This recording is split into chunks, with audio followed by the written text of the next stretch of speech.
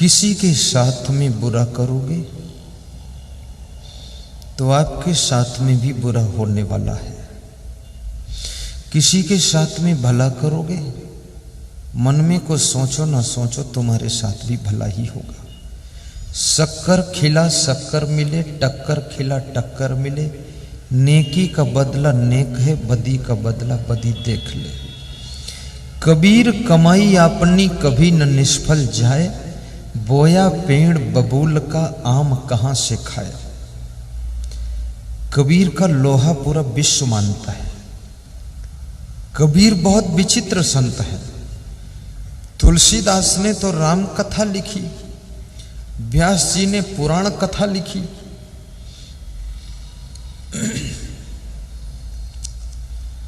लेकिन कबीर साहब ने किसी की कथा नहीं लिखी, हमारी आपकी व्यथा की कथा लिखा है।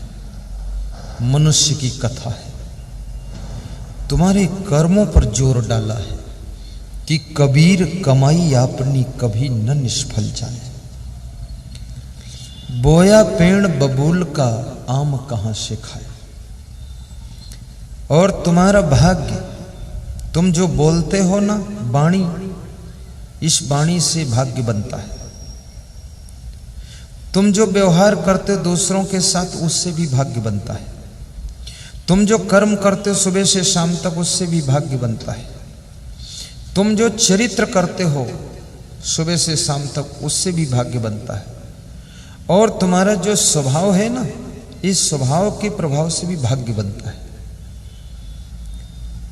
इसलिए बोलना संभल कर और स्वभाव को सुधारना। कितने लोग भाग्य को सुधारने में लगे हुए हैं और भाग्य को दोष देते हैं कि मेरा भाग्य साथ नहीं देता है।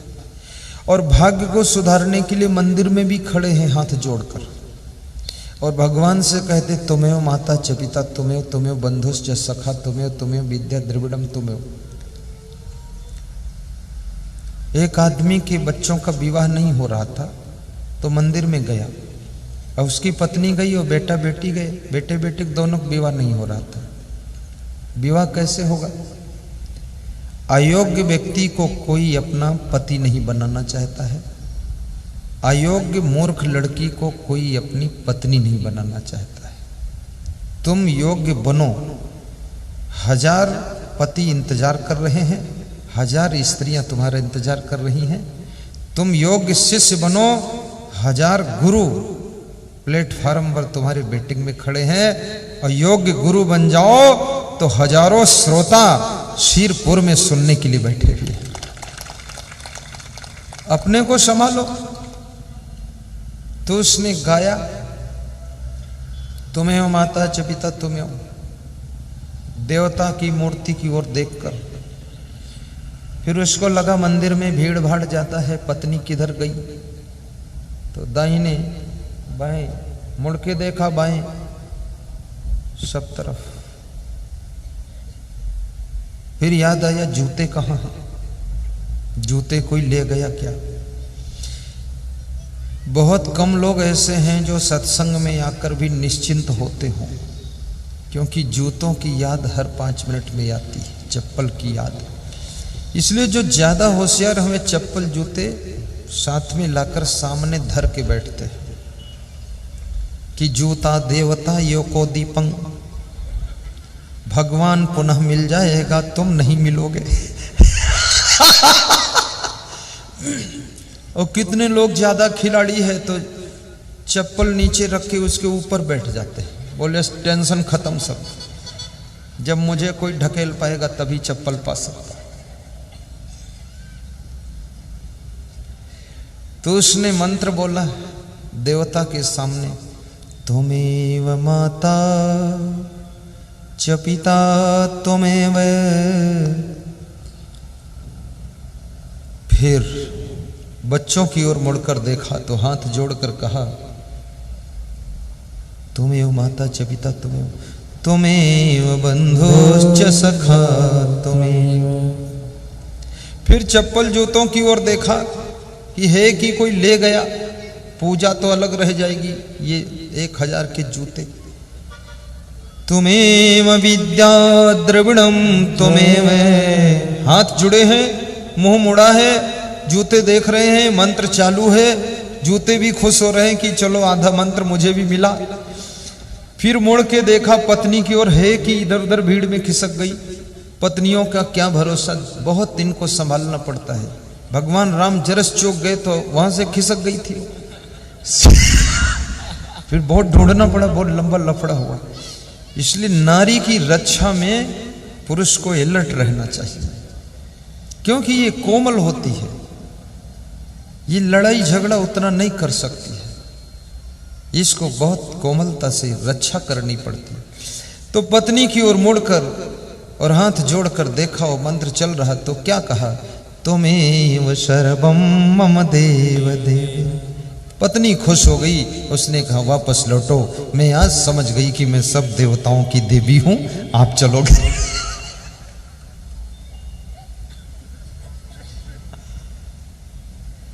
सच है, अपने घर की जीती जागती देवियों को तुम पहचान नहीं पाते हो। अपने घर के जीते जागते बुजुर्ग देवताओं को पहचान नहीं पाते हो, जिन्होंने तुमको जन्म दिया, पालन पोषण किया, जिन्होंने तुमको भोजन बनाकर नाश्ता बनाकर खिलाते हैं, और जो तुमको प्रेम स्नेह देते, उनको तुम नहीं पहचान पाते हो। और मंदिर में जा करके वहां देवी देवता के सामने खड़े होकर मंत्र बोलते हो, वो देवी देवता भी तुमसे असंतुष्ट होते हैं कि घर की देवी से प्रेम नहीं करता है, और ये मंदिर की देवी से प्रेम क्या खाक करेगा, ये घर की देवी से प्रेम करे तो मेरा आशीर्वाद वहीं पहुंच जाएगा। संत कबीर तीनों प्रश्नों का उत्तर बड़े भाव से दे रहे। क्या कहते हैं कि मनुष्य जो कहता है कि मेरे घर में कोई बाहर की हवा है, या बाहर की कोई अला बला है, या भूत प्रेत चुड़ैल का प्रभाव है। अब तो वास्तव में किसी के घर में भूत प्रेत चुड़ैल का प्रभाव बहुत कम हो गया है। इसमें ऐसे कितने लोग जो हनुमान चालीसा का पाठ करते हैं डेली, हाथ उठाएं। हनुमान चालीसा जो डेली करते हैं, करीब 50 लोग हैं। देखो कितने भूत कम हो गए, केवल 50 लोग। भूत पिशाच निकट नहीं आवे, महावीर जब नाम सुनाओ। तो बाकी लोग क्या है, उनको भूत का डर नहीं है, न चुड़ैल का डर है, क्योंकि उनके घर में रहने वाले पुरुष वो उन भूतों से भी बड़े भूत हैं। और कितने घरों की स्त्रियां तो इतनी चुड़ैल है कि वो बाहर वाली चुड़ैल भी चिल्ला कर भागेगी कि ये मेरे से भी खतरनाक बैठी है। तो अब हनुमान चालीसा का क्या काम रहा, बेईमान चालीसा चालू है। सिया राम मैं सब जग जानी, बेचे ही दूध मिला वही पानी। रघुपति राघव राजा राम, पता न पावे सीता राम, शाम हुई तो 200 ग्राम। रघुपति राघव राजा राम।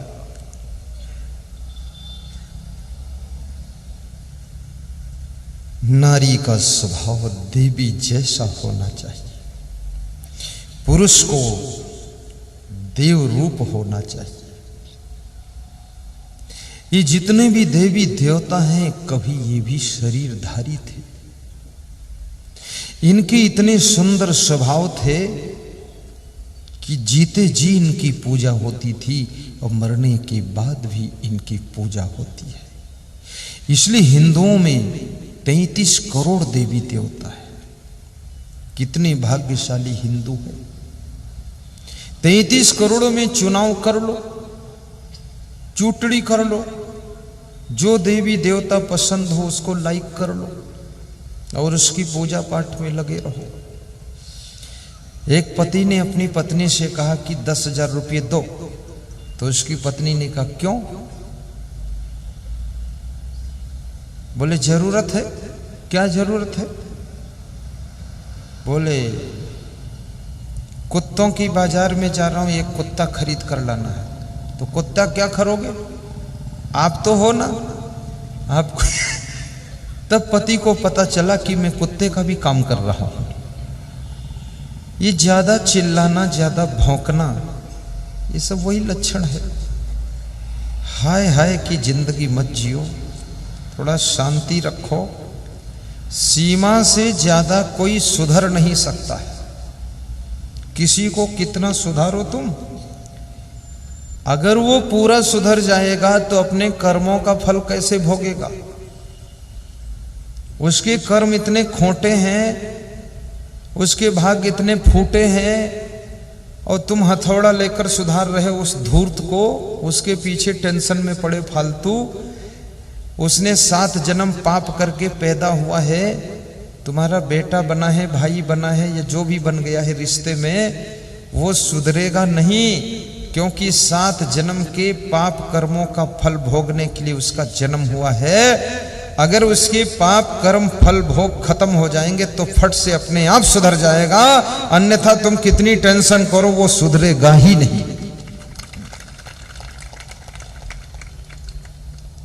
क्योंकि कर्म फल भोग का रिश्ता है।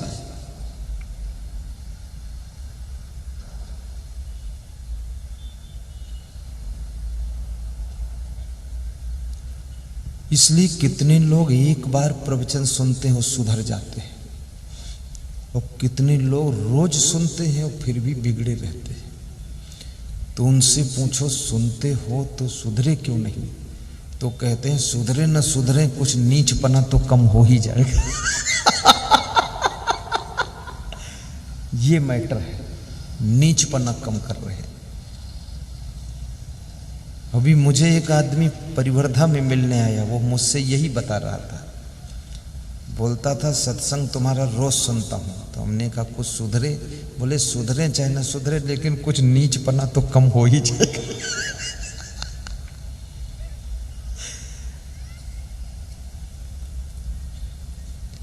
मन की तरंग मार लो,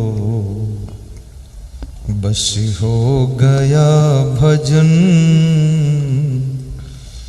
आदत जरा सुधार लो, बस हो गया भजन। गाओ। मन की तरंग मार लो, बस हो गया भजन, आदत जरा सुधार लो, बस हो गया भजन। आदत जरा सुधार लो, बस हो गया भजन। मन की तरंग मार लो, गाइए। बस हो गया भजन, आदत जरा सुधार लो। बहुत सुंदर। बस हो गया भजन, आदत जरा सुधार लो, बस हो गया भजन। आदत।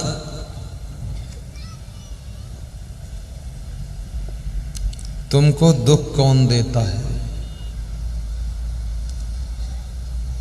तुम्हारी आदत। और मनुष्य तो एक है, उसमें आदत अनेक है। झूठ बोलने की आदत, टाइम पास करने की आदत, समय पर काम ना करने की आदत, शोरगुल मचाने की आदत, गंदगी फैलाने की आदत, गाड़ी बहुत तेज चलाने की आदत, बचो बचाओ मरो मारो का मंत्र जपने की आदत,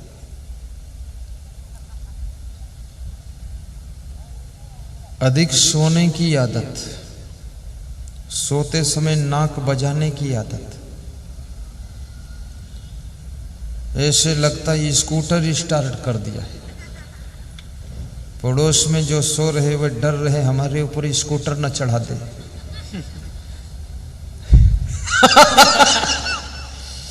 फैशन करने की आदत, बहुत श्रृंगार करने की आदत,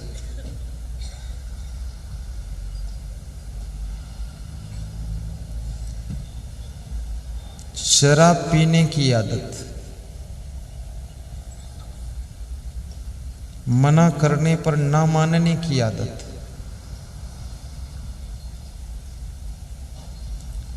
समझाने वाले को डांटने की आदत, धमकी देने की आदत, जान खो दूंगा शराब नहीं छोड़ूंगा, ताश खेलने की आदत, जुआ खेलने की आदत, अधिक खाने की आदत, खाने के बाद पछताने की आदत, पछताने के बाद कहने की आदत कि कल कम खाऊंगा, और कल खाने बैठे तो फिर डबल खाने की आदत, फिर रोज रोज बीमार रहने की आदत, झूठी बीमारी बताने की आदत कि सिर दर्द है।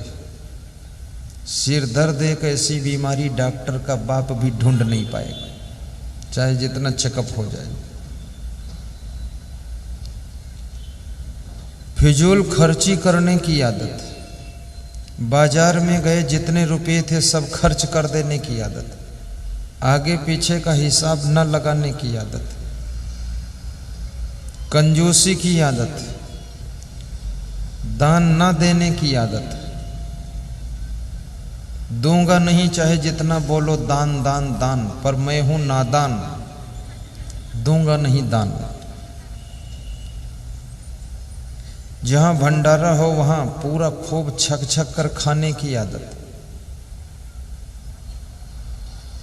भगवान से निवेदन करने की आदत कि रोज भंडारा हो, मेरे घर में चूल्हा न जले, ये लोग करें भंडारा मैं करूं भंडाफोर, ये सब आदत। चोरी करने की आदत, लोभ की आदत, लालच की आदत, 10 रुपए के कारण झूठ बोलने की आदत, दूसरे के चप्पल पहनने की आदत, दूसरे के चप्पल पहनकर दूसरी जगह छोड़ आने की आदत, वो इधर ढूंढ रहा वो उधर छोड़ के आ गए।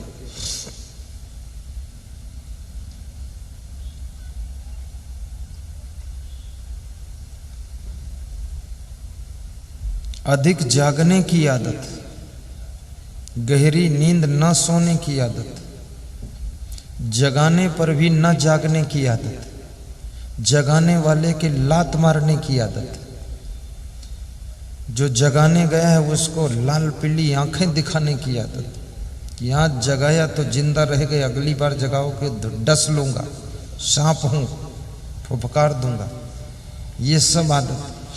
क्रोध करने की आदत, हमेशा गुस्सा में रहने की आदत, गाल फुलाने की आदत, काम चोरी की आदत, ड्यूटी यहां है निकल गए वहां, खुद गायब हैं ड्यूटी से और दूसरा आदमी उनको ढूंढता घूम रहा, तो खुद भी काम नहीं किया और दूसरे को भी काम बंद कराया, वो ढूंढने में लगा, ये मूर्खता की आदत। होशियारी की बातें करने की आदत और बेवकूफ़ी की काम करने की आदत, बातें होशियारी के, काम बेवकूफ़ी के।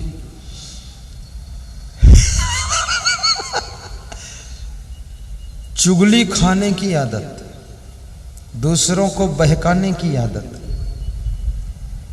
दूसरों के दिमाग में भ्रम पैदा करने की आदत, ठगने की आदत, रिश्वत लेने की आदत, सड़क पर मोटरसाइकिल निकली, हाथ दिया रोक दिया, बोले लाइसेंस दिखाओ। उसने दिखाया, बोले ठीक है लेकिन इंडिकेटर तुम्हारा फूटा हुआ है, चालान कर दूंगा। उसने कहा महोदय 50 रुपये ले लो, जल्दी है छोड़ दो। बोले चुपके से दे दो। तो जिस पुलिस को वो डरता है आदमी, जब वो 50 रुपये रिश्वत लेता है पुलिस का सिपाही, तो वो डरता है, इधर उधर देखता कोई है तो नहीं, चुपके से लेता है। ये 50 रुपये का लालची अपनी शूरवीरता को खोता है। ये रिश्वत लेने की आदत, ये सारी आदतें तुम्हारे ग्राफ को गिराती हैं, कीमत को गिराती हैं, मूल्य को गिराती हैं, क्रेडिट को खराब करती हैं। हराम का खाने की आदत, काम ना करने की आदत, ढोल जैसे पड़े रहने की आदत, आलस्य करने की आदत, अभिमान करने की आदत, ऐंठ दिखाने की आदत, जहां निकले वहां गर्दन ऐंठ कर निकल रहे। मैं गार्डन में आज प्रातः काल गया, वहां 50 लोग मिले, मेरा सबसे नमस्कार हुआ। मैं सबको पहले ही हाथ जोड़ देता था, नमस्कार, और हंसता रहता था सबकी तरफ। तो सबको मजबूरी थी, जोड़ना ही पड़ेगा जब हम एडवांस हैं। तो वो भी जोड़ते थे। मैं कह दूर से ही मैं बहुत पहचान कुछ नहीं, मैं क्या जानूं कौन है, पर मैं बोलता था धन्यवाद धन्यवाद, आप बहुत अच्छा काम कर रहे हो, व्यायाम कर रहे हो, शरीर के लिए जाग गए हो। अब मन के लिए जाग जाना, फिर आत्मा के लिए जाग जाना, तो दुनिया में जन्म ही नहीं होगा, तुम्हारा उद्धार हो जाएगा।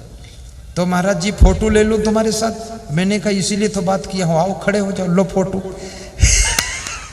सबसे व्यवहार बना लिया, 10 मिनट में सबसे दोस्ती हो गई और फिर फट से निकल आई, बात खत्म।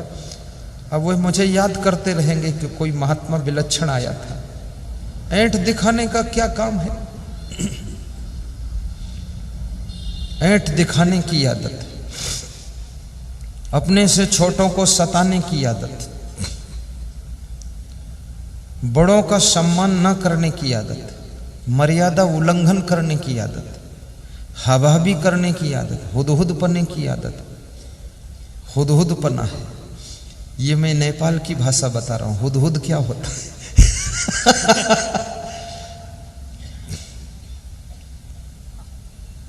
काम चोरी की आदत, फालतू सामान रखने की आदत, जितना मिल जाए सब बांध बांध के रखने की आदत। साल में होली और दिवाली के पहले 2 बार जो घर में सामान फालतू हो, जरूरतमंद लोगों को निकाल कर बांट देना चाहिए, घर की जगह खाली कर देना चाहिए और नया सामान लाकर सेटअप कर देना चाहिए और पुराना ट्रांसफर कर देना चाहिए। पुराना भी दान करो तो पुण्य उतना ही होगा, चाहे नया दान करो चाहे पुराना दान करो, दान की भावना का ही पुण्य होता है। लखनऊ में एक सज्जन रहते हैं, वे दिवाली के 3 दिन पहले सब दान करते हैं। कुर्सी, पलंग पोस, सब सामान जितना ऐसा है निकाल देते हैं, झुग्गी झोपड़ी वालों को दे आते, रख लो इसको तुम, छुट्टी मिल गई, पुराने गद्दे भी दे दिया। कितने घरों में देखा लोग पुराना टायर भी किसी को नहीं दे सकते, वो भी ऊपर 4थी मंजिल पर छत पे रखते हैं। तो मैंने पूछा यहाँ क्या उतारोगे, इस पर कोई गाड़ी उतारनी? बोले उतरे ना उतरे पर टायर नहीं उतरेगा, ऊपर ही रहेगा। तो क्यों रखे हो? बोले मेरा है तो दे दो ना किसी को। दूंगा सुई नहीं किसी को। किसी घर में मैं गया था उत्तर प्रदेश में, तो छत के ऊपर सोफा सेट कुर्सियां रखे थे और भीग रहे थे। तो बहुत बड़े आदमी थे, मैंने उनसे पूछा जमीन कितनी है तुम्हारे पास? तो बताए 1000 एकड़ है। 1000 एकड़, बीघा नहीं एकड़। तो हमने कहा वो कुर्सियां ऊपर पड़ी हैं वो किसी को दे दो ना। बोले दूंगा 1 सेंटीमीटर भी नहीं। क्या मतलब तुम्हारे एकड़ से? तुम्हारी कमाई में हजारों लोगों की जीविका चले, तुम्हारी कलाओं से सैकड़ों लोगों के परिवार चले, तुम्हारी बुद्धि से लाखों लोगों की रोटी चले तो समझ लेना इंसान के रूप में तुम भगवान बनकर पैदा हुए हो, तभी ऐसा हो रहा। याद रखना, परोपकार से बड़ा कोई धर्म नहीं है, पर सेवा से बड़ी कोई सेवा नहीं है, और दूसरों का दुख दूर करने से बड़ा कोई पुण्य का कार्य नहीं है।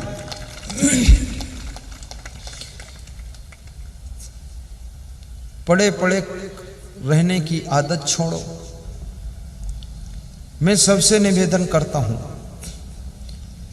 माताओं बहनों से विशेष निवेदन है, भोजन कम कीजिए, अपनी सीढ़ी पर 20 बार दिन भर में चढ़ो उतरो, खाम खा चढ़ो खाम खा उतरो, ताकि व्यायाम हो जाए, घुटने मजबूत हो जाए। और अपने छत के ऊपर 5 किलोमीटर पैदल चलो, चलती ही रहो, बैठो मत सोफा सेट पर, झूला पर झूलो मत, झूलनी झूला छोड़ो, इधर से उधर तेज चाल में, सांस फूल जाए, डॉक्टर की जरूरत नहीं रहेगी, बीमारी बिल्कुल नहीं रहेगी। और छत के ऊपर खड़ी होकर ही हंसो, पति पत्नी दोनों हंसो, हा हा हो है। पति पत्नी हंस लो तो घर का नरक खत्म हो जाए। अब बाप बेटे मुस्कुरा लो तो घर का सारा दरिद्र दूर हो जाए। और सास बहू अगर ठहाका मार दो तो घर में किसी प्रकार का कोई चंडाली नहीं रह जाएगी, सब ठीक हो जाएगा। दूसरों के साथ हंसना आसान, अपने लोगों के साथ में हंसना कठिन। गुरु चेला हंसो, गुरु भाई हंस लो, लेकिन किसी के यहां कोई मर गया वहां मत हंसो। लाश पड़ी तुम खीसे काढ़ रहे हो, उचित नहीं है, समय भी देख लो। और हंसना भी बहुत बड़ा व्यायाम है। पैदल चलना संपूर्ण व्यायाम है, दूध संपूर्ण आहार है, और दौड़ना सारी बीमारियों को निकालता है। कोई लड़की बीमार हो तो बता दो, कोई लड़का बीमार हो 15 साल का बता दो, छलांग लगा देता है। अब उसके पूर्व जन्म के पाप कर्म ज्यादा है, तब तो बीमार पैदा ही होता है। लेकिन क्यों नहीं बीमार होते बच्चे? क्योंकि बच्चे हंसते रहते हैं, मुस्कुराते रहते हैं, उछलते रहते, कूदते रहते हैं, दौड़ते रहते हैं, गिरते पड़ते उठते चलते हैं। और ज्यों ही जवान हुए, शादी हुई, शादी के बाद पति पत्नी दोनों ढोल हो गए, ढोलम ढोल। अब ढोल की तरह पड़े, चलते ही नहीं। बड़ी शर्म, बड़ी लज्जा। अरे हॉस्पिटल में भर्ती हो जाओगे तो क्या कोई वहां इज्जत बन जाएगी? उल्टा टंगे रहोगे डॉक्टर के यहां फालतू खाम खा। इसलिए पति पत्नी दोनों छलांग मारो, दौड़ के बर्तन मांजो, दौड़ दौड़ के झाड़ू लगाओ, पोंछा लगाओ, बर्तन सेट करो, सारी सेटिंग रखो, सामान अच्छा जमा के रखो, गाड़ी धो लो, साफ कर लो, गमलों में पानी डाल दो, और पीछे थोड़ा जगह हो तो उसमें सब्जी उगा लो। दोनों जा करके फूल गोभी, पत्ता गोभी, भिंडी सिंडी कुछ करो। वो खुद ही फूल गोभी बनकर पड़े हैं फूले हुए।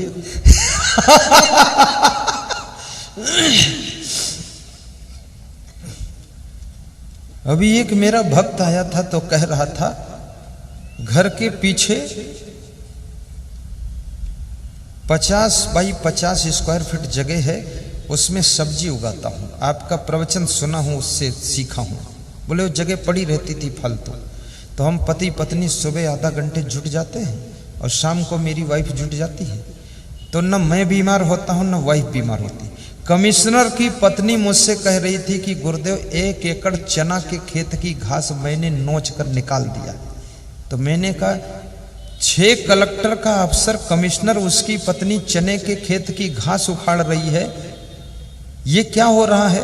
तो उसने कहा हो क्या रहा, रोज डॉक्टर बीपी नापता था और जब से खेत में काम थोड़ा कर देती हूं डॉक्टर से छुटकारा मिल गया। और गुरुदेव चना भी मेरा अच्छा है, आपको दिखाऊंगी। ये काम करना पाप नहीं है, अपराध नहीं है। इतना कमाओ कि कमाने की हद कर दो। अगर घर में गरीबी है तो गरीबी का खाता रद्द कर दो, और इतना पुण्य बनाओ कि कि पुण्य कमाने की हद कर दो और यमराज के दरबार में पहुंचो तो अपने कर्मों का खाता रद्द कर दो, रद्द कर दो। इतना पुण्य कमाइए। जो व्यक्ति मेहनत नहीं करेगा उसको विश्व की कोई दवा स्वस्थ नहीं कर सकती। ये बिल्कुल लिखित बात बता देता हूं। और जो व्यक्ति कम भोजन नहीं करेगा वो कभी स्वस्थ नहीं रह सकता है। और जो व्यक्ति बिल्कुल भोजन नहीं खाएगा वो कभी स्वस्थ नहीं रह सकता है। खाइए भी कम खाइए, खाइए लेकिन काम भी कीजिए, काम कीजिए लेकिन आराम भी कीजिए। अब ऐसा नहीं कि रात दिन भिड़े हुए आराम ही नहीं कर रहे तो कमर टूट गई। थोड़ा लेटिए भी, ज्यादा नींद आए तो दोपहर में सो लीजिए थोड़ा चुपके से, लेकिन प्रचार मत करो कि दोपहर में हम सोते हैं। ये काम चुपचाप वाले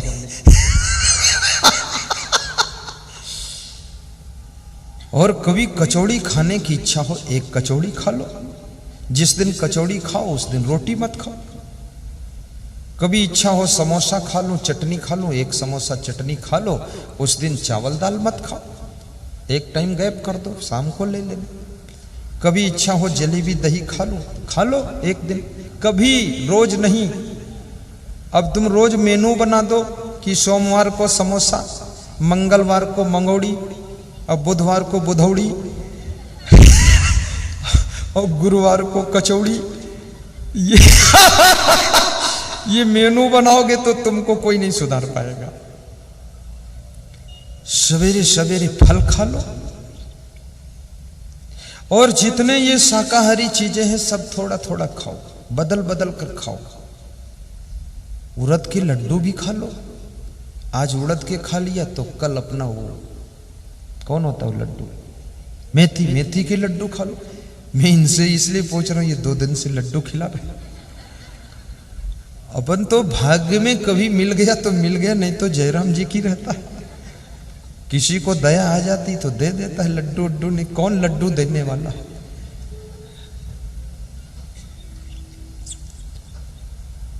और अपन बोलते भी नहीं किसी से कि लड्डू दो पड्डू दो, छोड़ो बात खत्म। किसी घर भी जाता हूं, काजू किशमिश बादाम आ गया तो एक आधा खा लिया। और किसी किसी घर में तो इतना होशियारी से काम करता हूं, बिल्कुल नहीं खाता हूं, सब पूरा बांट देता हूं। तो जब बांटता हूं तो लेने वाले लोगों का ध्यान तो लेने में रहता है। ये देखते नहीं गुरुदेव खाए कि नहीं खाए, वो सोचते गुरुदेव खा चुके और सब बांट दिया, हाथ धो लिया, निकल गए। क्योंकि सब खाना ही नहीं है। अधिक खाने से जितनी बीमारियां आती हैं, कम खाने से वह सब बीमारियां दूर हो जाती हैं। और याद रखना, चिंता करने से शरीर बहुत बीमार होता है। इस आत्मा को भी पहचानिए, शरीर को स्वस्थ रखिए, मन को भक्त रखिए और आत्मा का ज्ञान प्राप्त कीजिए। तुम अजर अमर अविनाशी आत्मा हो और आत्मा ही परमात्मा का रूप है। भगवान इससे अलग कहीं नहीं है, साईं तुम्हारे अंदर में है। ज्यों तिल माही तेल है, चकमक माहिया, तेरा साईं तुझ में जाग सके तो जा। वर्ष में एक बार भंडारा भी करो, अपने गांव वालों को भोजन खिलाओ, रिश्तेदारों को भी थोड़ा आमंत्रित करके उनको अपने किसी उपलक्ष्य में, कोई जयंती के उपलक्ष्य में, कबीर की जयंती के उपलक्ष्य में या महावीर की जयंती के उपलक्ष्य में, कोई भी बहाना कर लो, अपने माता पिता की याद में रिश्तेदारों को, गांव वालों को या सत्संग के उपलक्ष्य में भोजन खिलाइए। इससे द्वेष कम होता है, ईर्ष्या कम हो जाती है, जलन कम हो जाती है, निंदा बुराई कम हो जाती है। थोड़ा उनके ऊपर भी खर्च करो। लोग कहते हैं हमारी उन्नति होने लगी तो लोग हमसे अब बहुत जलने लगे हैं। लेकिन जलने क्यों लगे, इसका कारण क्या है? जलने इसलिए लगे हैं कि तुम्हारी उन्नति से उनका क्या फायदा हुआ। जब उनका कोई फायदा नहीं तो जलेंगे नहीं और करेंगे क्या। तुम उन्नति करो तो उसका 10% हिस्सा आसपास वालों के खाते में बांटो, उनका भी ध्यान रखो। जिस गांव में मेरा आश्रम है नेपाल बॉर्डर पर, उस गांव में इस वर्ष 2 बेटियों का विवाह था। तो मैंने अपने संत से कहा कि दोनों बेटियों के विवाह में 1-1 कुंटल शक्कर दान दे दो। तो दान दे दिया। तो दोनों ने हारन की आवाज बहुत कम किया और दूसरी तरफ पोंगा का मुंह कर दिया। तो मैंने कहा इस साल आवाज नहीं आई, 2-2 शादियां एक ही दिन में है। बोले 1 कुंटल शक्कर काम कर रही है। तो मैंने कहा चलो गजब हो गया। 30 साल से उस आश्रम में मैं रहता हूं, वहां कोई शादी वादी थी, बड़ा हल्ला मचाते थे लोग, पूरा चुपचाप कर लिया और सबको डांट दिया उन लोगों ने कि कोई माइक वाइक ज्यादा मत बजाना, गुरुजी हैं इस समय, शांति से रहो। तो मैंने कहा अब अगले, मैं बोल दिया पूरे गांव में किसी की लड़की का विवाह होगा 1 कुंटल शक्कर। फिर बोल दिया सबके घर घर 2-2 कंबल। फिर बोल दिया कि अगले साल 2-2 गद्दे भी, गद्दा पर सो, ऊपर कंबल ओढ़ो और शक्कर खाओ तो कोई चक्कर खत्म। सब बोलेंगे गुरुदेव की जय हो, गुरुदेव जिंदाबाद। नहीं तो बोलेंगे इसके गुरुदेव होने से फायदा क्या, ये महाराष्ट्रम प्रवचन करे, चाहे सौराष्ट्रम करे, चाहे आकाशम करे, मेरे क्या मिला, कुछ नहीं मिला। तो 1 कुंटल शक्कर मिली तो जय बजरंग बली। तो आप उन्नति करो तो कुछ आपके रिश्तेदारों को भी फायदा होना चाहिए, कुछ बहन को भी फायदा दो, अपनी बहनों का भी ख्याल करो। अगर बहन धनवान है तो अपने भाई का ख्याल करे, अपने चाचा का भी ख्याल रखो, अन्यथा चाचा ही विरोधी हो जाएगा, वही तुम्हारी निंदा करने लगेगा। पड़ोसी का ख्याल रखो, 2-1 कमरे रखो ज्यादा। पड़ोसी से कह दो मेहमान आए, अगर जगह कम पड़े तो ये कमरे आपके हैं, बिस्तर भी है, वहीं रख लो और सुबह नाश्ता करा दो। पड़ोसी कभी तुम्हारा विरोध नहीं करेगा। जब तुम्हारी गाड़ी स्टार्ट नहीं होगी तो धक्का लगाने सबसे पहले पड़ोसी आ जाएगा और उसी धक्का लगाने में ही तुम समझ लो वो सब निकल गया, खाता खत्म। फायदा उठाओ, नहीं तो पड़ोसी तुम्हारी गाड़ी रात में पंचर कर देगा। तुमको सुबह 4 बजे ट्रेन पकड़ना है, गाड़ी पंचर है, अब स्टेपनी बदलो तो ट्रेन छूट रही है और स्टेपनी ना बदलो तो पंचर खड़ी और लफड़ा खड़ा हो गया। अब किया किसने, उस पड़ोसी ने पंचर कर दिया, हवा निकाल दिया। तो ये आपकी उन्नति से दूसरों का भी फायदा होना चाहिए और त्याग भी होना चाहिए। भगवान राम के बारे में सोचो, बाली का वध किया, सुग्रीव को राज तिलक किया, अंगद को युवराज बनाया और सुग्रीव को राज्य को देखने नहीं गए भगवान। जो बाली को मार सकते हैं तो उनके मन में इच्छा हो जाती, लालच होता कि यहां पर भरत को हम राजा बनाते बुला करके, लेकिन ऐसा नहीं सोचा, त्याग दिया, चले राम त्यागा बन सोऊ, आगे बढ़ गए। फिर रावण का वध किया, कुंभकर्ण का वध हो गया, मेघनाद का वध, अक्षय कुमार का वध, सब मार डाले गए। लेकिन ये इच्छा नहीं हुई कि लक्ष्मण को यहाँ का राजा बना दूं। विभीषण को राज तिलक कर दिया तो चंदन वहां था नहीं तिलक लगाने को, तो समुद्र के किनारे की रेत उठा करके मस्तक में लगा दिया और कहा जाइए निष्कंटक राज्य कीजिए लंका का। विभीषण ने कहा प्रभु थोड़ा लंका में चरण रख दो। बोले क्षमा कीजिए, समय पूरा हो चुका, 14 वर्ष पूरे हो रहे, अयोध्या वापस जाना है, न राज्य लेना है न कहीं का राजा बनना है, जिसका है उसी को वापस दे देना है, उसी का नाम भगवान है जिसके अंदर लालच नहीं होता है।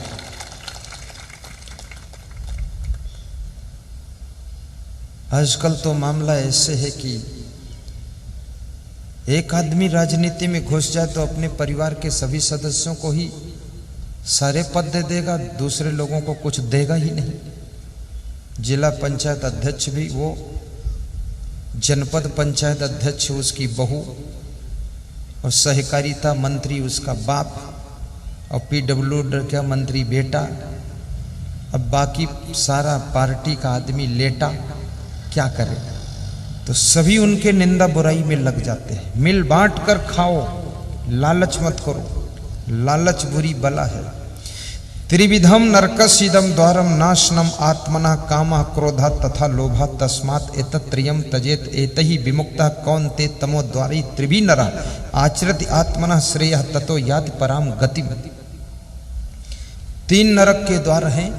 नंबर 1 व्यभिचार करना, ये नरक है। नंबर 2 लोभ लालच करना, चोरी करना, ये भी नरक है। नंबर 3 क्रोध करना, बहुत ज्यादा गुस्सा आना, ये बहुत बड़ा नरक है। कितनी गुस्सा करोगे, किस पर करोगे, क्यों करोगे, क्या करोगे? कोई सुधरने वाले हैं क्या इससे? ज्यादा कोई तुमको हैरान करे उससे अलग हो जाइए। अधिक से अधिक गम खा लीजिए, थोड़ा दूरी बना लीजिए। अपना कर्म फल भोग खुद ही लोग भोगेंगे। और तुम्हारे में एक मजे की बात यह है, गांव में किसी के घर में विवाद हो, तुम समझाने जाओगे, वह लोग तुम्हारे समझाने से 5 मिनट में समझ जाएंगे, उस घर का विवाद खत्म हो जाएगा और सुख शांति आ जाएगी।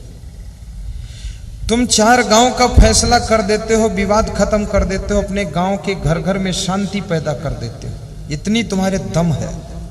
लेकिन तुम्हारे घर में अगर कोई समस्या है, कोई विवाद है, कोई संघर्ष है, तो तुम समझा करके उसको सुधार नहीं पाते। इसका कारण क्या? इसका कारण यह है, उन घर के लोगों के साथ में तुम्हारा कर्म फल भोग जुड़ा हुआ है। वह तुम्हारे समझाने से यदि समझ जाएंगे तो उनके साथ तुम कर्मों का फल कैसे भोगोगे? इसलिए तुम कितनी ज्ञान की बातें सुनाओ, वह बिल्कुल नहीं समझेंगे। वह मूर्ख के मूर्ख रहेंगे, तुमको सताते रहेंगे और तुम्हें तुम्हारे पूरे कर्मों का फल भोगवा कर तब छुटकारा देंगे और तब छुट्टी पा जाओगे तुम। इसलिए सुधरते नहीं।